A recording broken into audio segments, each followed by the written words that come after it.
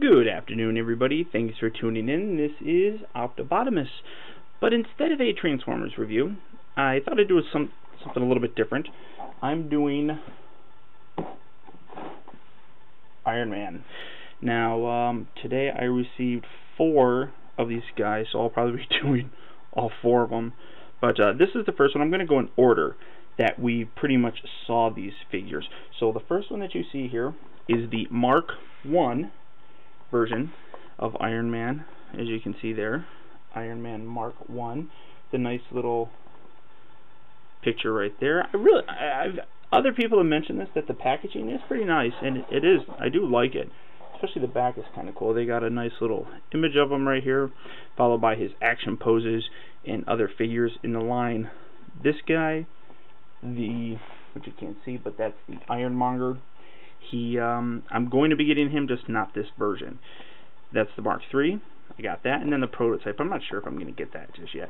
But this is the packing. I just wanted to show that off real quick. So let me open this guy up, and when I do it, I'll go over the figure. So stay tuned. Okay, guys, Optobotamus is returning to you. And now I got him opened up, and as you can see, he is pretty heavy duty looking. Now, a brief history of Iron Man as I'm aware of it.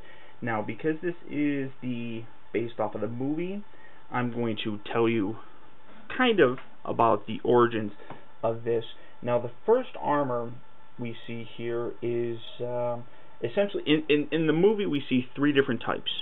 There are 3 Mark versions, this being Mark I. And the first armor is very strong, very bulky, as you can plainly see here. Now, like in the comic books, he uses this armor to escape captivity. He is captured, and if you guys have not seen the movie, I'm going to give you some spoilers right now, so you might not want to listen to this. Iron Man is captured, or Tony Stark is captured at the beginning of the film, and he is forced, against his will, to agree to create weapons. Now, Tony Stark is a weapons manufacturer, and he agrees only in a sick, twisted kind of way. He decides he's going to help them, but knowing that they're probably going to kill him anyhow, so he decides to create this armor. Now, this has limited, like I said, limited type of mobility because of how bulky it is.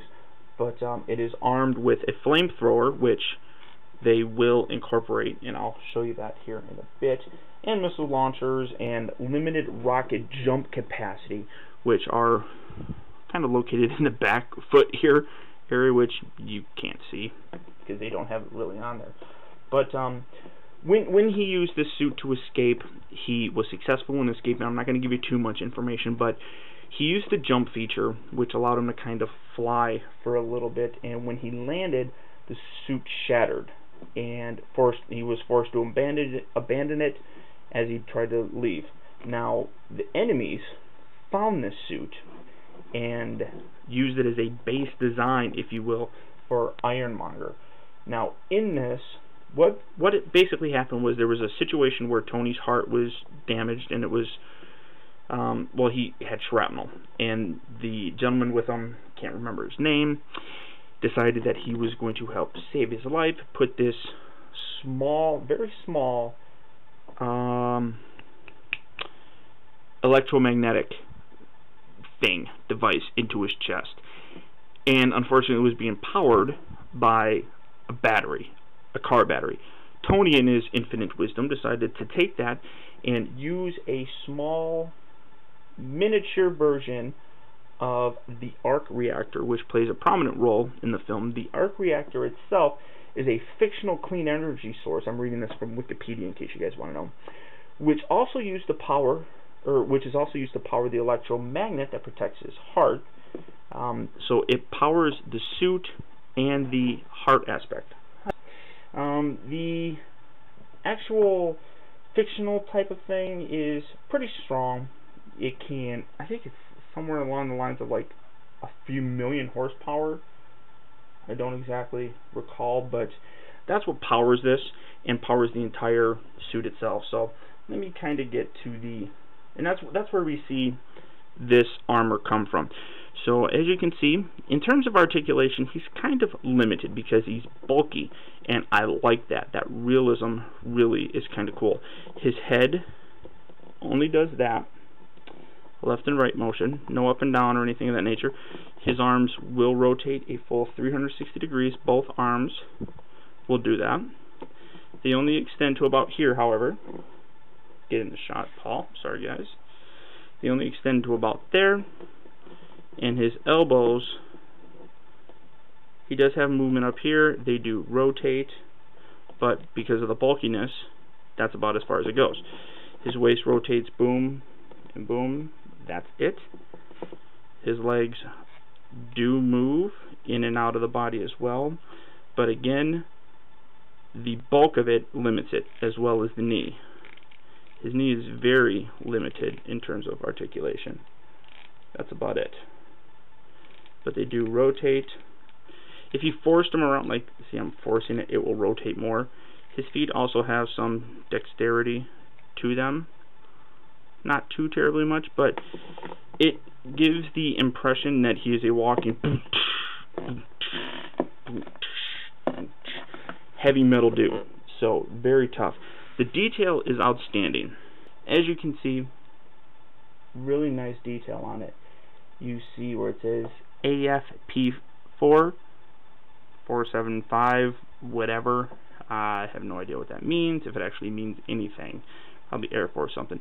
But the thing that I like about this is, like, if you look, it's not the same on one side as the other side. Like, if you look here in the arms, that arm is different than this arm. The legs are different. Look at the kneecaps, both very different. Also, if you look, there is hints of rust on here. So very nice coloring, especially like if we through here. Really, really nice coloring. On the back, again, more, what's the opposite of symmetry? Asymmetrical, I don't know. But you can see the difference in the calf area. That's because he built this thing out of scrap parts. So it's considerably different. Also, the arm. You can see there's one arm, whereas the other side is very different. One thing that I would have liked to have seen, the actual arc reactor itself. Would have been nice if it glows, but it doesn't. But it's really kind of a bright coloring. But again, gorgeous detail on this figure. I'm really, really happy with it. He does come, his gimmick is a rocket launch, or a flamethrower. He comes with this little gizmo that when you put in his arm, now this is actually kind of corny. Goes in his arm, just kind of hangs out there. But now, you push it back, it doesn't actually have a spring mechanism. You gotta grab hold of it. So what you do is you lift his arm, come under here, grab it, pull it back, and it loads, and then it shoots out. That's kind of gay, if you ask me. That's one thing that I'm not too terribly impressed with. But the Mark I suit is really, really, really detailed. And from what I've seen, all of them are. This is the first one I've opened. All the other ones are still in their packaging, so I don't even know what they have to offer just yet. But this is a great figure, and it's a great way to start off your collection. I do highly recommend this figure. In terms of playability value, he's got tons of it, except for this retarded thing. Even with the lack of articulation, it makes up for it because it's realistic. The lack of articulation is realistic. Yes, that's what I said, and it makes sense because, well, he wasn't very articulated in real life. So, this is Optibotimus. This is our good buddy, Mark I Ironman. Stay tuned, and I'll probably do Mark II right there. So stay tuned for that, guys. This is Optibotimus saying thanks for tuning in, and we'll catch you next time.